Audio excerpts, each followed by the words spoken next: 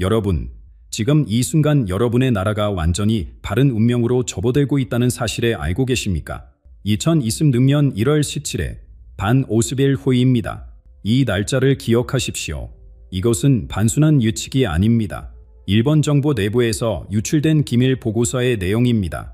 보고서를 쓴 사람은 오가와 류 펜타곤 비밀 전쟁 시뮬레이션에 참여한 유일한 아시아인, 일본 내각 최고 전략가였던 그가 2025년 1월 모든 것을 버리고 교토로 사라졌습니다. 그가 남긴 보고서 첫 문장, 2026년부터 일본의 태양이 지고 한반도의 새로운 별이 떠오른다. 일본 정치권은 그를 미쳤다고 했습니다. 하지만 2025년 11월 제가 직접 그를 만났을 때 그는 이렇게 말했습니다. 숫자는 거짓말을 하지 않습니다. 2026년부터 2050년까지 한국은 세상에서 가장 중요한 나라라 됩니다. 이것은 필연입니다. 40년간 세계 최고 권력자들의 신뢰를 받던 남자가 왜 이런 확신을 갖게 됐을까요? 2024년 가을, 그는 임사체험을 했습니다. 그 순간 본 환상, 백두대간 위로 거대한 붉은 용이 내려왔습니다. 용의 비늘은 강철처럼, 반도체 칩처럼 빛났습니다.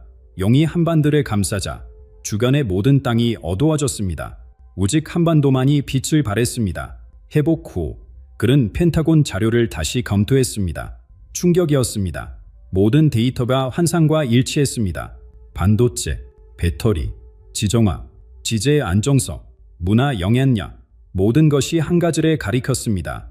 한국이 21세기 중반의 중심이 될 것이라는 사실에 여러분, 지금 이 순간 그의 예언은 하나씩 현실이 되고 있습니다. 오늘 저는 그 금지된 보고서의 전체 내용을 공개합니다. 2026년부터 2050년까지 한반도에 일어날 5가지 거대한 변화래. 이것은 여러분 자녀와 손자가 살아갈 세상의 청사진입니다. 첫 번째 변화로 들어가겠습니다. 그럼 지금부터 오가와 류라는 남자의 이야기를 들려드리겠습니다. 올해 초 일본 정가의 충격이 일었습니다. 내각에서 가장 신뢰받던 전략가가 하루아침에 사라진 겁니다. 그의 이름은 오가와 류 도쿄 권력 중심부에서 20년을 보낸 남자였습니다. 그는 누구였을까요? 펜타곤 지하 회의실에 들어갈 수 있었던 단 한 명의 아시아인. 미국 잔성들이 전쟁 시나리오를 그릴 때 그의 의견을 먼저 물었습니다. 러시아 움직임을 예측할 때도, 중국 전략을 분석할 때도 그의 보고서가 백악관 책상 위에 올라갔습니다. 일본 총리도 그를 믿었습니다. 중요한 결정 앞에서는 항상 그를 불렀습니다. 그런 남자가 올해 1월 어느 날 가방 하나 들고 교토행 기차를 탔습니다. 비서에게 남긴 메모는 단 한 줄이었습니다.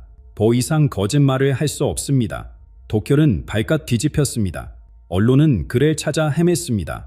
하지만 그는 교토 골목 깊숙한 곳, 300년 된 목조 가옥 안으로 사라졌습니다. 정치권은 그를 비웃었습니다. 미쳤다고 했습니다. 스트레스로 정신이 나갔다고 했습니다. 하지만 진짜 이유는 따로 있었습니다. 그가 사라지기 일주일 전 통미실에 한 장의 보고서를 제출했습니다. 제목은 이것이었습니다. 동아시아 권력 이동에 관한 최종 문서. 보고서의 예근 통미 비서실장은 즉시 문서를 회수했습니다. 복사본 모두를 찾아 폐기했습니다. 회의록도 지웠습니다. 왜였을까요? 보고서 첫 페이지에 이런 문장이 있었기 때문입니다. 내년부터 일본의 태양이 지기 시작합니다. 그리고 한반도에 새로운 별이 떠오릅니다. 이것은 예측이 아닙니다. 이것은 이미 시작된 현실입니다. 일본 관료들은 이것을 배신으로 봤습니다. 40년 동안 쌓아온 신뢰를 저버린 행동이라고 생각했습니다. 그런데 지난달 저는 그를 직접 만날 수 있었습니다. 주토 외과 대나무 숲 사이로 난 좁은 길을 따라 들어가면 오래된 기와집이 나타납니다. 문에 열자먹 냄새가 났습니다. 그는 마루에 앉아 붓글씨를 쓰고 있었습니다. 벽에는 종이 한 장만 걸려 있었습니다. 필연이라는 글자 하나. 앉으세요. 그의 첫 말이었습니다. 차를 따르며 그는 천천히 말을 이었습니다. 사람들은 제가 일본을 배신했다고 합니다. 하지만 저는 반지 진실을 말했을 뿐입니다. 워싱턴에서 본 숫자대, 펜타곤에서 돌린 시뮬레이션대, 그 모든 것이 같은 결과를 보여줬습니다. 그는 잠시 멈췄습니다. 창밖을 바라보며 말했습니다. 그리고 제가 죽을 뻔했을 때 저는 그것을 직접 봤습니다. 작년 가을 그는 급성 폐렴으로 쓰러졌습니다. 의사들은 희망이 없다고 했습니다. 산소 호흡기를 달고 의식은 희미했습니다. 바로 그때였습니다. 저는 어떤 광경을 봤습니다. 한반도 중심에서 빛이 솟아올랐습니다. 붉은 요 한 마리가 백두대간에 따라 내려왔습니다. 용의 비늘 하나하나가 금속처럼 빛났습니다. 반도체 칩 같았습니다. 배터리 셀 같았습니다. 그의 목소리가 낮아졌습니다. 용이 한반도를 감쌌을 때 주변이 어두워졌습니다. 일본도, 중국도 모두 그림자 속으로 들어갔습니다. 하지만 한반도말은 계속 빛을 냈습니다. 회복한 후 그는 펜타곤 자료를 다시 열었습니다. 그리고 경악했습니다. 환상 속에서 본 그 장면이 데이터와 정확히 일치했습니다. 반도체 생산 집중도, 배터리 기술 독점, 지성학적 요충지, 짖은 안전지대, 문화 확산 속도, 모든 수치가 한 방향을 가리켰습니다. 그래서 저는 보고서를 썼습니다. 일본 정부가 준비해야 한다고 감고했습니다. 하지만 그들은 듣지 않았습니다. 그는 붓을 들었습니다. 종이 위에 천천히 글자를 썼습니다. 필연. 이것은 제 의견이 아닙니다. 이것은 흐름입니다. 막을 수 없는 흐름입니다. 그리고 그는 제게 물었습니다. 한국 사람들은 알고 있습니까? 자기들에게 무슨 일이 일어나고 있는지. 저는 대답하지 못했습니다. 그는 다시 붓을 들었습니다. 새 종이 위에 숫자를 적기 시작했습니다. 2026년 1월 17일, 이날부터 모든 것이 달라집니다. 제가 펜타곤에서 본 시뮬레이션, 워싱턴 지하 금고에 보관된 보고서대, 그리고 제가 임사체험에서 본 환상, 모두 이 시점을 가리켰습니다. 그는 숫자 옆에 또 다른 글자를 썼습니다. 반도체. 한국이 가진 이 기술이 세상을 바꿉니다. 사람들은 아직 모릅니다. 이것이 단순한 산업이 아니라는 것에, 이것이 생존의 문제라는 것에. 그의 손이 멈췄습니다. 그리고 천천히 고개를 들어 저를 바라봤습니다. 내년부터 세계는 한국 없이 숨을 쉴 수 없게 됩니다. 미국도, 유럽도, 중국도. 한국의 칩이 멈추면 그들의 미사일도 멈춥니다. 그들의 도시도 멈춥니다. 그들의 전쟁도 멈춥니다. 그는 일어나 창가로 갔습니다. 제가 환상 속에서 본 그 붉은 용의 비늘이 반도체 칩처럼 빛났던 이유를 이제 아십니까? 그가 천박을 가리켰습니다. 한국은 더 이상 약한 나라가 아닙니다. 내년부터 한국은 강제 방패로 둘러싸입니다. 하지만 그 방패는 군대가 아닙니다. 그 방패는 바로 그는 다시 종이를 가리켰습니다. 기술입니다. 자, 이제 구체적으로 들어가 보겠습니다. 내년부터 한반도에 무슨 일이 벌어질까요? 오가와다 본 첫 번째 변화는 무엇일까요? 오가와는 창가에서 돌아와 다시 앉았습니다. 그리고 그날 밤 그가 본 환상의 세부 내용을 들려주기 시작했습니다. 제 의식이 희미해질 때 저는 하늘 위로 떠올랐습니다. 그리고 한반도 전체가 한눈에 들어왔습니다. 그의 목소리가 떨렸습니다. 백두대간 산맥 위로 붉은 빛이 내려왔습니다. 처음에는 작은 점이었습니다. 하지만 점점 커지더니 거대한 용의 형상이 되었습니다. 그 용은 살아 있었습니다. 숨을 쉬고 있었습니다. 용의 비늘에 보른 순간 저는 깨달았습니다. 비늘 하나하나가 반짝이는데 그것이 금속이었습니다. 간철이었습니다. 아니, 더 정확히 말하면 그는 손가락으로 공중에 작은 사각형을 그렸습니다. 반도체 칩이었습니다. 수백만 개의 칩들이 용의 몸을 이루고 있었습니다. 그리고 신장 부분에는 거대한 배터리가 박동하고 있었습니다. 저는 물었습니다. 그게 무슨 의미냐고. 한국이 가진 힘입니다. 사람들은 반도체를 단순한 제품으로 생각합니다. 하지만 그게 아닙니다. 그는 박자를 가볍게 두드렸습니다. 내년 2027년 여름 세계 경제가 흔들립니다. 에너지 위기가 옵니다. 식량 가격이 치솟습니다. 나라마다 자기 곳을 지키느라 정신없습니다. 하지만 그때 세계가 깨닫습니다. 진짜 귀한 것이 뭔지. 그는 주먹을 쥐었습니다. 칸데 문명의 산소. 그게 바로 한국의 기술입니다. 그의 설명은 구체적이었습니다. 미국 미사일 시스템. 한국 칩 없으면 작도 안 됩니다. 유럽 전기차. 한국 배터리 없으면 고철입니다. 중국 스마트 시티. 한국 반도체 없으면 멈춥니다. 쌀이 없으면 군수입니다. 하지만 바른 음식을 찾을 수 있습니다. 석유가 없으면 춥습니다. 하지만 바른 에너지를 찾을 수 있습니다.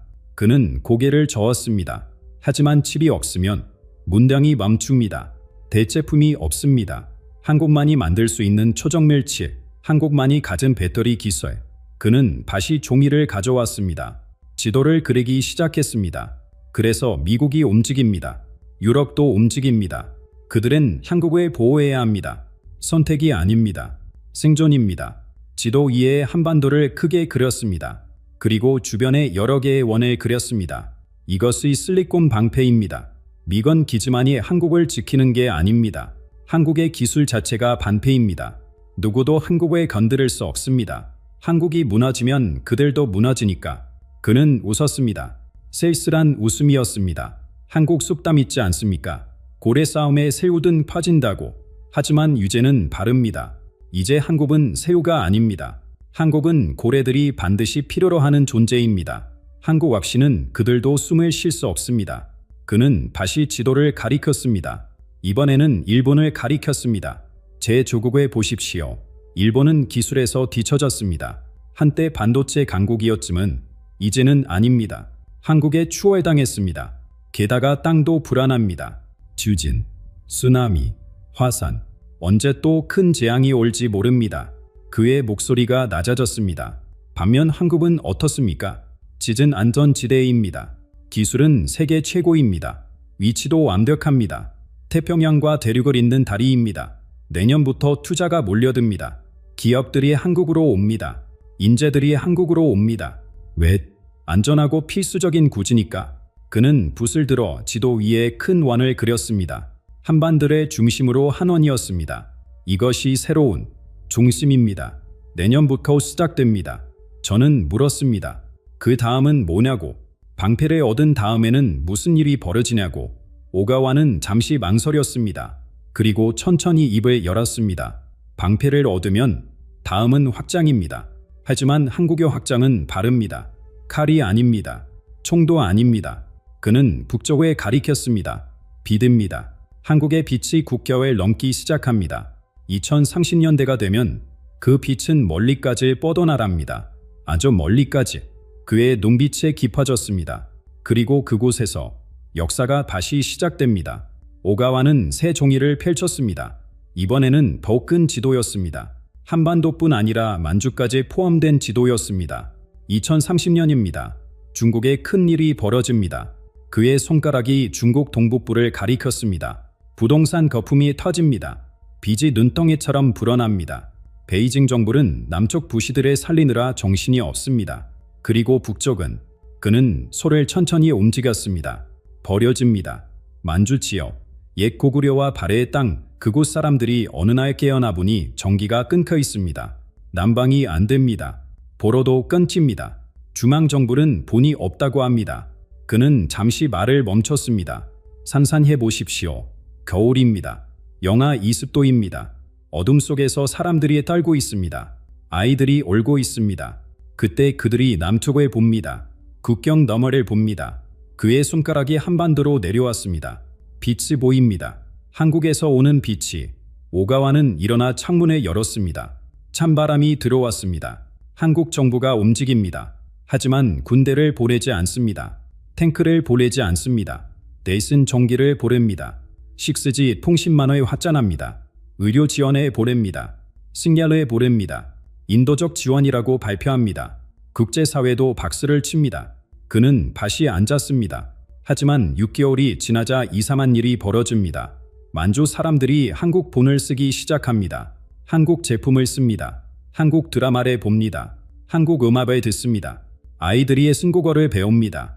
왜? 그게 더 편하니까. 그게 더 안전하니까. 그는 지도 위에 선을 그었습니다. 국경선에 지우는 것처럼 2033년이 되면 만주는 이름만 중국 땅입니다. 실제로는 한국 경제권입니다. 한국 문화권입니다. 총 한 발 안 쏘고 이루어집니다. 저는 물었습니다. 중국 정부가 가만히 있냐고. 할 수 없습니다. 남쪽 문제가 더 급합니다. 그리고 솔직히 그들도 한국이 그 지역을 안정시켜주는 게 나쁘지 않습니다. 난민이 베이징으로 내려오는 것보다 낫습니다. 오가와는 웃었습니다. 그리고 미국도 조용히 지지합니다. 한국 영향력이 커지는 것, 그게 중국을 견제하는 데 도움이 됩니다. 그는 다시 만주를 가리켰습니다. 하지만 제가 본 것은 단순한 경제 논리가 아니었습니다. 그의 목소리가 변했습니다. 더 깊어졌습니다. 임사체험 중에 저는 땅의 소리를 들었습니다. 만조탕이 얼고 있었습니다. 천년 동안 잊혀졌던 기억이 깨어나고 있었습니다. 고구려, 발해, 그 땅은 기억합니다. 누가 처음 그곳에 일으켰는지, 누가 그곳에 성을 쌓고 문명을 세웠는지 그는 주먹으로 가슴에 쳤습니다. 땅은 거짓말을 하지 않습니다. 땅은 주인을 압니다. 한국의 에너지가 북쪽으로 뻗어나갈 때 땅이 반응합니다. 땅이 깨어납니다. 마치 오랜 잠에서 깨어나는 것처럼 저는 그의 말을 이해하려 애썼습니다. 과학자들은 이해 못할 겁니다. 하지만 저는 봤습니다. 땅의 기운이 변하는 것에, 그곳 사람들이 자연스럽게 한국으로 마음이 향하는 것에 그는 지도의 만조 부분을 손으로 감쌌습니다. 그리고 이것이 한국에게 무엇을 의미합니까? 식량 자급입니다. 만조 평야에서 나오는 곡물, 한국은 더 이상 식량을 수입할 필요가 없습니다. 완전한 자립입니다. 기술도 있고 방어도 되고 이제 먹을 것도 있습니다. 그는 고개를 끄덕였습니다. 한국이 진짜 강대국이 되는 순간입니다. 하지만 그의 표정이 어두워졌습니다. 그런데 같은 시기에 동쪽에서는 정반대 일이 벌어집니다. 그는 지도의 일부를 가리켰습니다. 제 조국에서 비극이 시작됩니다. 천년의 역사가 뒤집히는 비극이. 그의 손이 떨렸습니다. 한국이 북쪽으로 확장할 때 일본은 가라앉기 시작합니다. 말 그대로 그는 눈을 감았습니다. 그리고 2040년이 되면 상상도 못할 일이 벌어집니다. 오가와는 오랫동안 침묵했습니다. 창밖을 바라보며 무언가를 정리하는 것 같았습니다. 그리고 천천히 입을 열었습니다. 2038년 봄입니다. 환태평양 화산대가 깨어납니다. 그의 목소리가 떨렸습니다. 저는 미국 랜드 연구소 보고서를 봤습니다. 그들의 결론은 명확했습니다. 일본 열돌은 더 이상 안전하지 않다고. 지진이 연속으로 옵니다. 한 달에 3번, 4번, 규모 6 이상입니다. 건물이 무너집니다.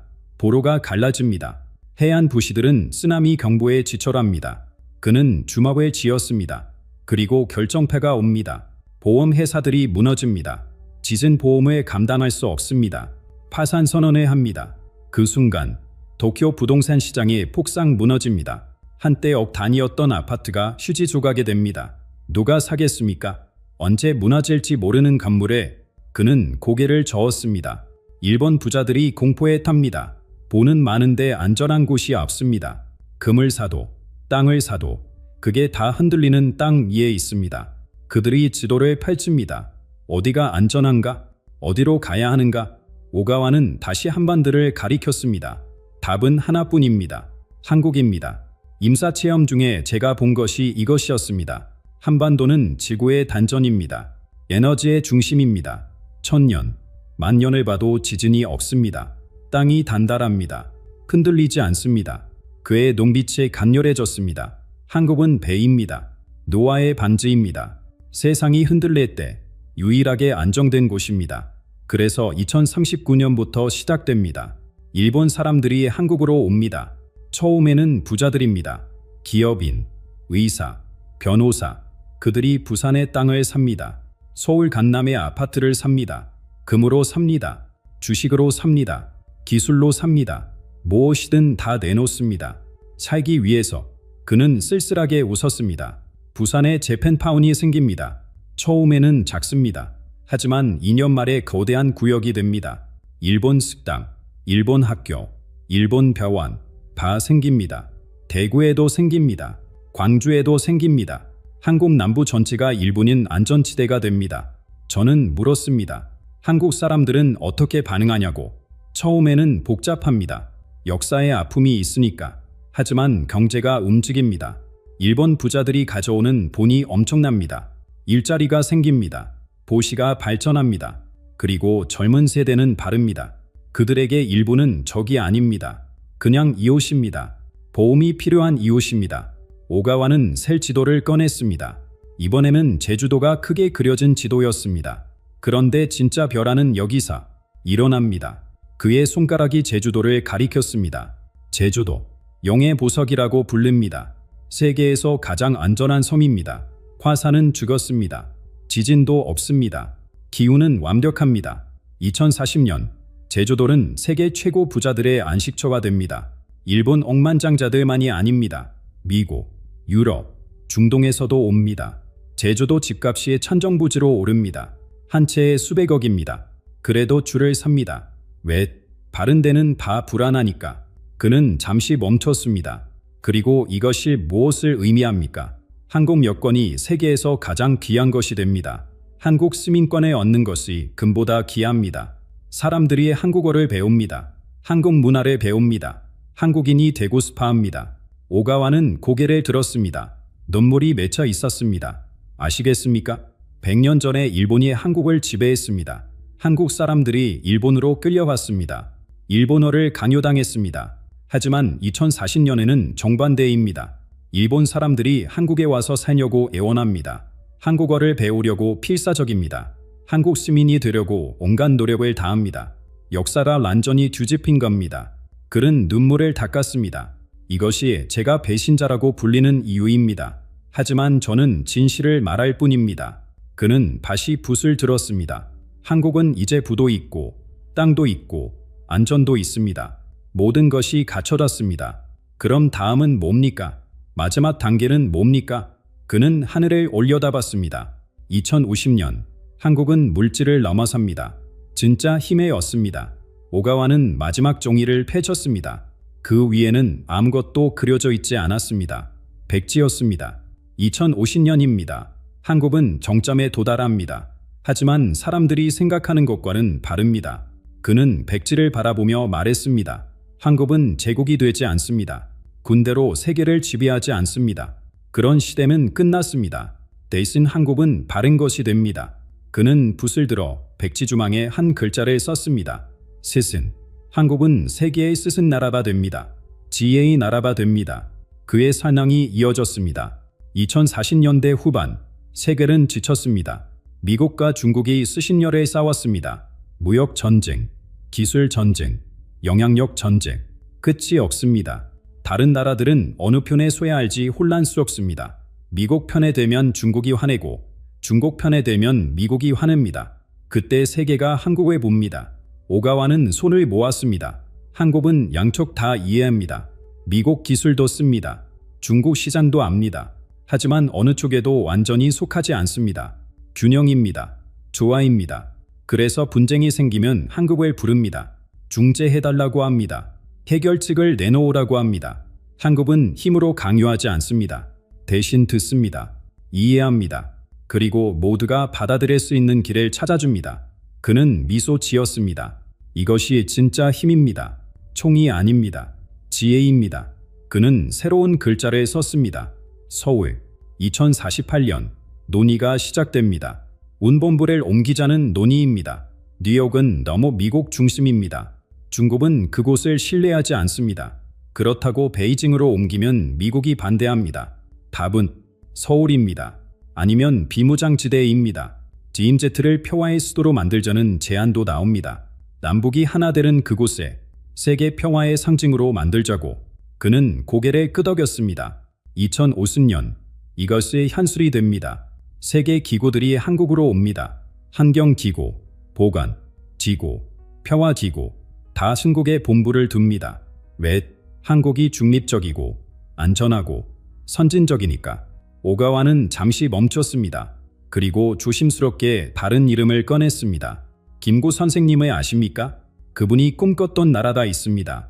문화 강국, 군사력이 아니라 문화의 힘으로 세계를 이끄는 나라. 그의 목소리가 떨렸습니다. 2050년, 그 꿈이 이루어집니다. 세계 사람들이 한국 제품을 씁니다. 그건 이미 오래전부터였습니다. 하지만 이제는 다릅니다. 이제 사람들은 한국 철학을 배웁니다. 쇼를 배웁니다. 어른 공감하는 법을 배웁니다. 조화롭게 사는 법을 배웁니다. 하버드에서 한국 사상을 가르칩니다. 옥스퍼드에서 한국 생활 방식을 연구합니다. 한국어가 세계 공용어 수보가 됩니다. 그는 백지 위에 원을 그렸습니다. 한국이 중심이 됩니다. 하지만 지배하는 중심이 아닙니다. 빛나는 중심입니다. 다른 나라들이 자발적으로 배우러 오는 중심입니다. 오가와는 붓을 내려놓았습니다. 그리고 두 손을 모았습니다. 제가 마지막으로 고백할 것이 있습니다. 그의 눈에 다시 눈물이 맺혔습니다. 일본은 칼로 세계를 이끌려 했습니다. 메이지 시대부터 그랬습니다. 군대를 키웠습니다. 식민지를 만들었습니다. 전쟁을 일으켰습니다. 결과다 뭡니까? 패배입니다. 원폭입니다. 세계의 경멸입니다. 80년이 지나도 아무도 일본을 존경하지 않습니다. 두려워할 뿐입니다. 혹은 경계할 뿐입니다. 그는 한반도를 가리켰습니다. 하지만 한국은 다릅니다. 한국은 부드로 이깁니다. 문화로 이깁니다. 마음으로 이깁니다. 그래서 세계가 한국을 사랑합니다. 존경합니다. 배우고 싶어합니다. 칼의 승리는 한순간입니다. 하지만 붓의 승리는 영원합니다. 그는 천천히 일어났습니다. 이것이 제가 본 미래입니다. 2026년부터 2050년까지 한국의 25년입니다. 하지만 그는 저를 똑바로 바라봤습니다. 이 모든 것에는 조건이 있습니다. 한국 사람들이 준비되어 있어야 합니다. 마음이 준비되어 있어야 합니다. 축복이 올 때 그릇이 준비 안 되어 있으면 흘러버립니다. 아니, 축복이 재앙으로 변할 수도 있습니다. 그의 목소리가 단호해졌습니다. 그래서 지금부터 제가 마지막으로 드릴 말씀이 있습니다. 아주 중요한 말씀입니다. 오가와는 다시 앉았습니다. 이번에는 제 맞은편에 바짝 다가와 앉았습니다. 자, 이제 가장 중요한 이야기를 하겠습니다. 그는 손을 펼쳤습니다. 마치 무언가를 받는 듯한 자세였습니다. 하늘에서 금비가 내립니다. 그분이 쏟아집니다. 한국에 엄청난 축복이 옵니다. 하지만 질문이 있습니다. 그 금을 받을 수 있습니까? 그는 손을 뒤집었습니다. 손바닥이 아래로 향했습니다. 그릇이 뒤집어져 있으면 아무리 금이 쏟아져도 한 방울도 담지 못합니다. 다 쓸려버립니다. 그의 눈빛이 강렬해졌습니다. 한국 사람들의 마음이 그릇입니다. 국민 한 사람 한 사람의 생각이 그릇입니다. 그릇이 준비되어 있어야 합니다. 깨끗해야 합니다. 바르게 세워져 있어야 합니다. 그렇지 않으면 축복이 재앙으로 바뀝니다. 그는 잠시 말을 멈췄습니다. 역사를 보십시오. 갑자기 부자가 된 나라들이 많습니다. 중동 석유 국가들, 남미 관산 국가들. 하지만 그들이 행복합니까? 부가 오히려 그들을 망쳤습니다. 부패가 생겼습니다. 싸움이 생겼습니다. 교만이 생겼습니다. 왜? 그릇이 준비 안 됐으니까? 오가와는 두 손가락을 들었습니다. 제가 한국 사람들에게 드리고 싶은 두 가지 말이 있습니다. 첫째, 그는 입에 가리켰습니다. 말에 조심하십시오. 한국에는 얼령이라는 말이 있습니다. 말에 영혼이 있다는 뜻입니다. 말이 현실을 만듭니다. 부정적인 말을 하면 부정적인 현실이 옵니다. 미움의 말을 하면 미움이 자랍니다. 저주의 말을 하면 저주가 돌아옵니다. 그는 고개를 저었습니다. 제가 한국 인터넷을 봤습니다. 너무 많은 분노가 있습니다. 서로를 향한 증오가 있습니다. 이것이 위험합니다. 국군이 오는데 국민이 서로 싸우면 어떻게 됩니까? 축복을 받을 수 없습니다. 인류 국민은 인류 말을 합니다. 품위 있게 말합니다. 격려합니다. 존중합니다. 한국이 세계 중심이 되려면 한국 사람들이 먼저 말을 바꿔야 합니다. 그는 두 번째 손가락을 들었습니다. 도입제. 그는 가슴에 손을 얹었습니다. 감사와 겸손입니다. 지금 한국이 누리는 모든 것 누가 만들었습니까? 조상들입니다. 독립을 위해 싸운 분들, 전쟁을 겪은 분들, 맨손으로 나라를 세운 분들, 그분들의 희생이 있었기에 지금이 있습니다. 그의 목소리가 떨렸습니다. 감사를 잊으면 축복도 사라집니다. 감손에 이르면 그군도 떠납니다. 한국말에 덕이라는 게 있습니다. 쌓아야 합니다. 개인도 덕을 쌓고 나라도 덕을 쌓아야 합니다. 덕이 있으면 100년 번영합니다. 덕이 없으면 10년도 못 갑니다. 지금부터 한국 사람들이 덕을 쌓아야 합니다. 도와야 합니다. 나눠야 합니다. 자랑하지 말고 베풀어야 합니다. 오가와는 일어나 책상으로 갔습니다. 그리고 마지막 종이를 가져왔습니다. 그 위에는 한 글자만 크게 쓰여 있었습니다. 필연. 이것이 제 마지막 말입니다. 그는 종이를 제게 건넸습니다. 한국의 미래는 필연입니다. 막을 수 없습니다. 숫자가 그렇고 땅이 그렇고 하늘이 그렇습니다. 하지만 그 필연이 축복이 될지 시련이 될지는 그는 제 가슴을 가리켰습니다. 한국 사람들 각자에게 달렸습니다. 마음을 준비하십시오. 그릇을 바로 세우십시오. 말을 깨끗이 하십시오. 감사하십시오. 감손하십시오. 그러면 2026년부터 쏟아지는 금비를 한 방울도 흘리지 않고 다 받을 수 있습니다.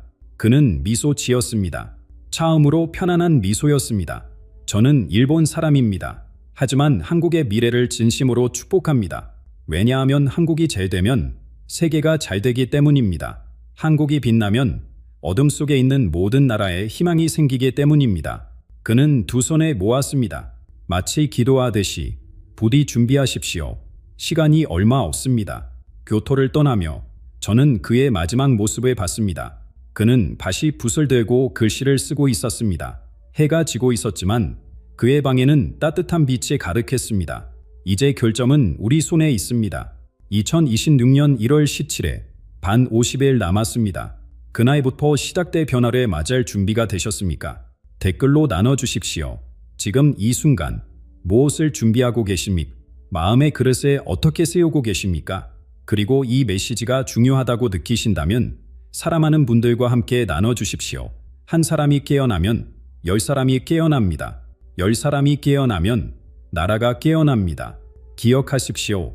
준비된 마음만이 운명을 맞이한다. 감사합니다.